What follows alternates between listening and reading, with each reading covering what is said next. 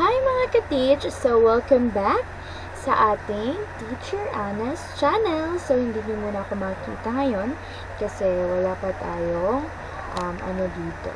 Okay. So, ngayon, ating pag-uusapan, as I promised, pag-uusapan natin kung ano ang inyong gagawin kapag nakapasa na kayo sa native camp at kung ano yung mga buttons na dapat i-click kapag may student ka na or first student sa klase mo. Okay. So, mag-standby. First and foremost, ang gagawin nyo talaga is i-click ang standby. Okay? So, may not standby sa itaas. I-click nyo lang ang standby. In that way, makakapasok o meron kang estudyanteng papasok sa system mo kasi naka-standby ka. Okay. So, hi! Ayan, nagkita na rin tayo. So, pinili ko ang time slot na to kasi alam kong walang masyadong estudyante. So, pinili ko to para hindi ma-interrupt. Okay.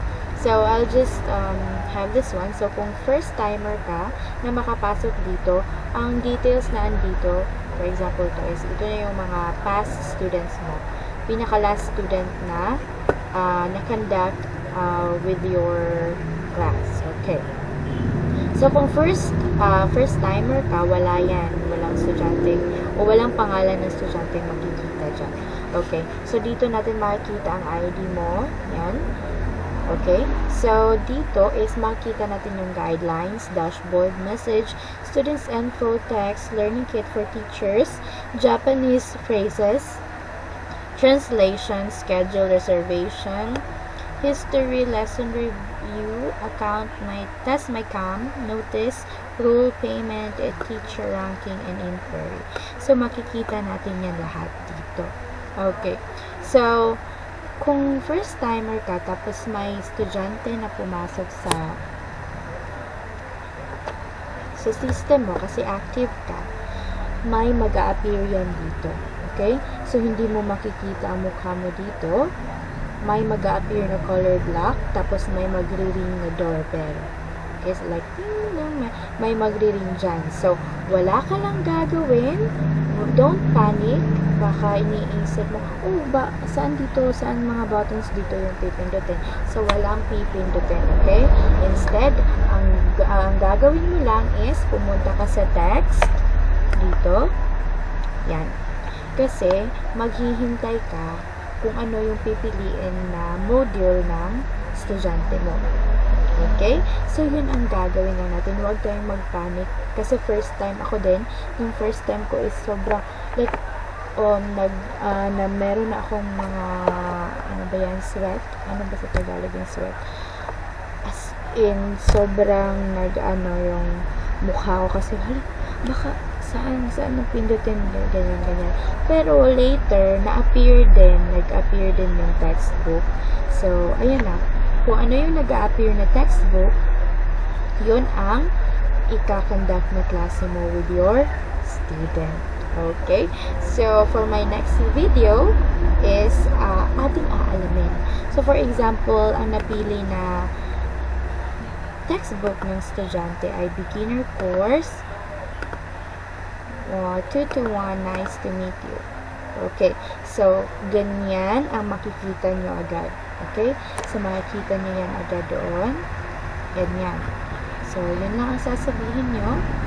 Tapos, paano kayo magkakandak ng klase ninyo.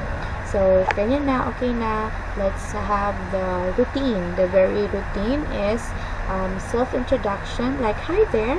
Welcome to Native Camp. My name is Teacher Anna. And pagkatapos yan is speaking speed. You can have your speaking speed like, am I talking so fast? Am I talking so slow? Or is it just okay? Then, i-confirm yan ng student natin. Then, after that one is, you have to confirm if nakikita ka ba ng estudyante mo clearly. Okay? Kung nakikita ka ba niya, like, you will ask, can you see me clearly? And can you hear me clearly?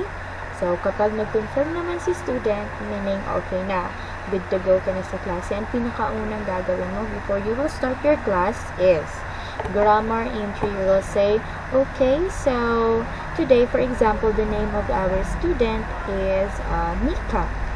So, Nika, today you picked the grammar entry 1 and the title is Nice to Meet You. Okay, so ganun. Provided lang lahat dito sa module or sa learning material, lahat ng mga sasabihin mo. Okay, so like for example, please check today's goal. So, ito ang sasabihin mo. Please check today's goal. And itong to be able to greet people is si student ang mag-check niyan. It could be babasahin niya with loud voice or babasahin niya lang silently. Pwede na rin yun. And after yun, sasabihin niyo lang, are you done? Then, let's move on to today's phrase. Please repeat after me twice. So, yan lang yung gagawin. And the rest of the class is ganun din yung routine.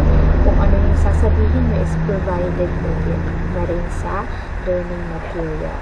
But, you can have your other example. For example, dito is may like, hindi pa rin nag-gets ng student.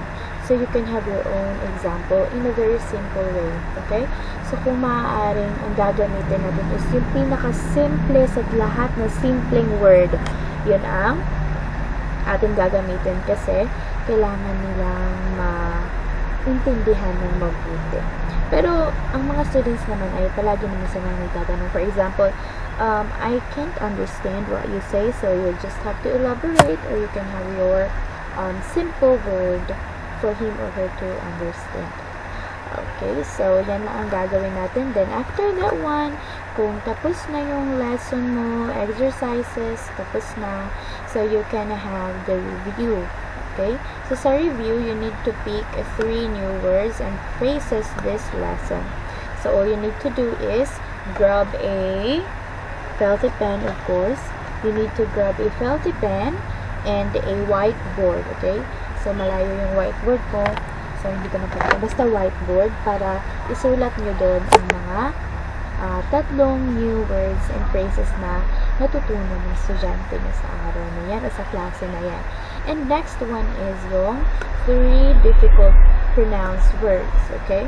So, you must listen carefully the way na mag-answer yung mga students nyo, and mag-listen din kayo carefully how they read those sentences para malaman niyo kung ano yung mga mispronounced words. Okay?